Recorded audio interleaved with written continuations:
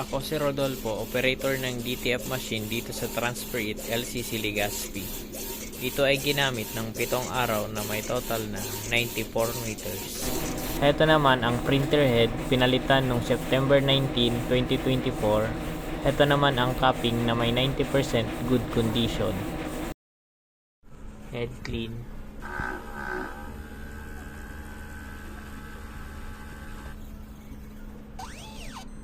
Punasan ang wiper pagkatapos mag-head clean. Nozzle test.